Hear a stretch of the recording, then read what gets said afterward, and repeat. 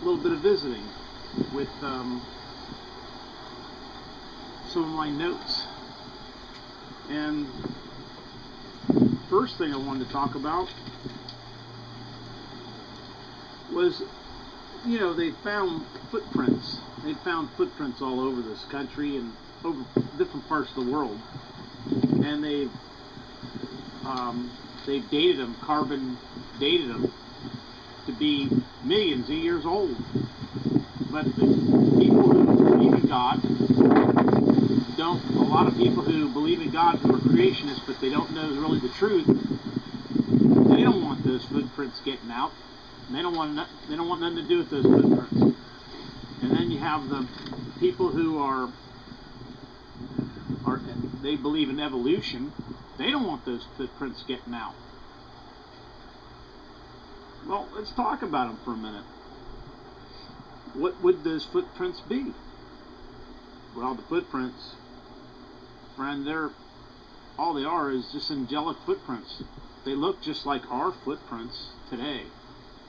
So it would mess up their idea, because they believe that we evolved from monkeys. And if you look at the footprints, they're not monkey footprints. They're human footprints.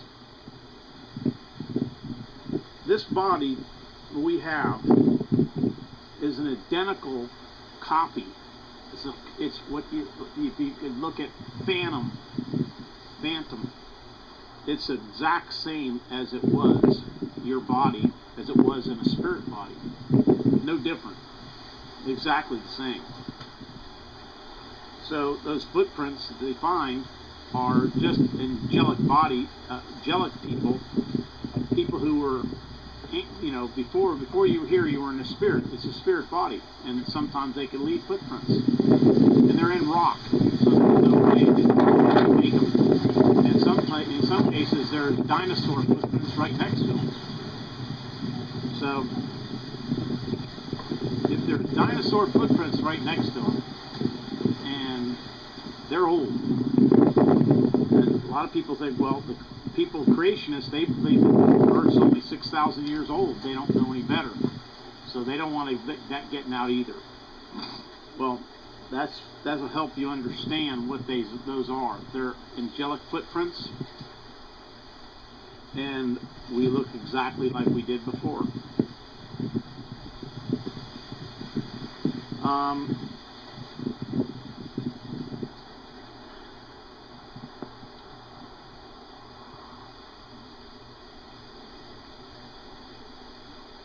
What are cults? Cults are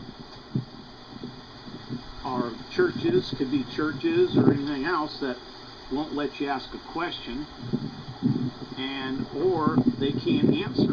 They're different things, and they're going to tell you what to think.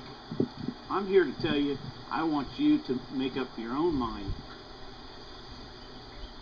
Use your own head and use this word and prove that the Bible's real. How do you do that? Well, I can think of two different things right now. There's many others, but how could a book tell you that Israel will become Israel again, and they could tell you that when Christ was crucified, how would they know that he was going to be crucified thousands of years before? In Psalms 22, they would know. It's written exactly what's going to happen, and it happened exactly like it was, down to where what the words would come out of the Roman soldiers' mouths, and that they would be gambling for his clothes, and what would be around the cross. Well, how would a book know that? How would a book know that Israel is going to become Israel again after 2,000 years? Or that composite in Daniel, where it tells who would be in control of Jerusalem in order from the time of Daniel before Daniel until now. And it's in order and exactly right. How could a book do that? It can't.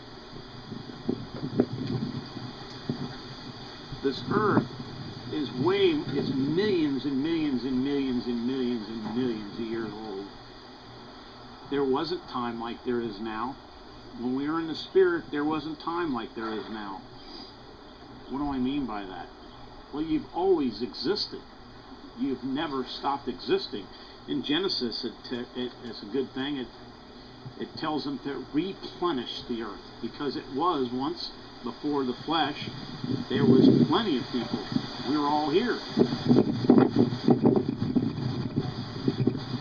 Well, so there's a couple things I wanted to talk about, tell you about. And if you follow your Father and you obey your Father, then your enemies are your Father's enemies, and your Father's enemies is your enemies. I'm talking about your Father in heaven. In Jesus' name. You always want to pray, and you always want to ask God to pray to God in Jesus' name, because that's giving you credentials. That's telling you you're not praying to someone's God, you're praying to someone. And that would authenticate your prayer, and he would know you're talking to him. You're not praying to some, statue or whatever, people's money or whatever people worship nowadays.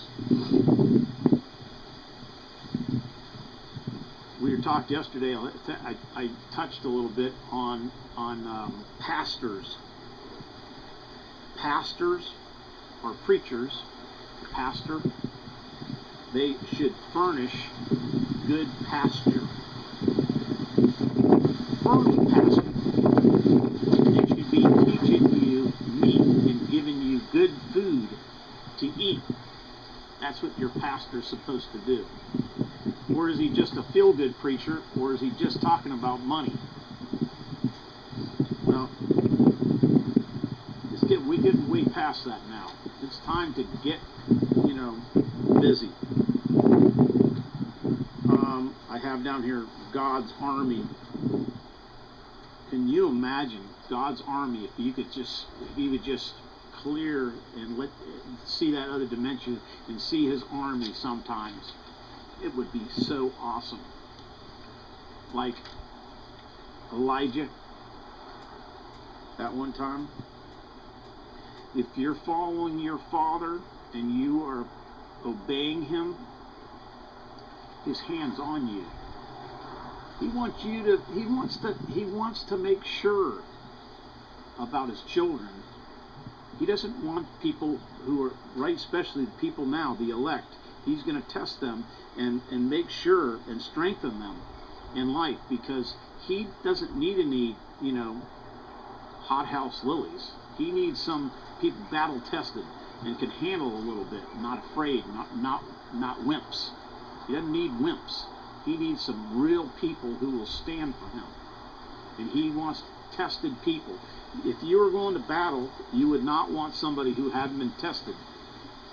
They can talk and they can say they're going to be, but you want somebody who's tested and somebody who has accomplished it. And that's what he wants. He wants to make sure that you can handle it, because he knows you can, and he wants you to know yourself. He's going to put some things in your life that you might have to handle, and you have to determine right or wrong, or you might have to go through a little bit of stuff. That's what he's going to want you to do. He wants you to go through it, handle it. He knows you can.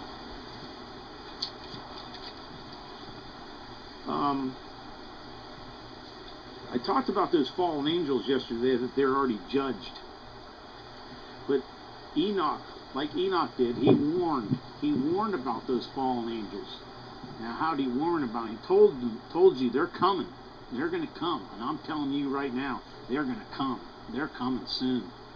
And they will come with Satan when he comes. And they will claim he will claim he's Christ, and those angels will be acting, they're God's angels. Well, in a way they are God's angels, but they're fallen angels. God created them, but they refused to be born through woman. And now they're in a pickle because they're going to die. God wanted them to be born through woman. They refused. They want to come down here and take women as wives. That's what they're going to be coming here doing, friend. Beware that this is going to happen very soon. And it shouldn't, if you know about it already, it shouldn't be that big a deal. Fallen angels will come here. They're not in flesh bodies. Remember, they're not in flesh bodies. They're in spirit body, and they're very, very beautiful angels. Very beautiful. They don't have wings. They look just like you and I do. But what's the difference? Well, they're in a spirit body. They're an angelic body, and they can do things we can't do.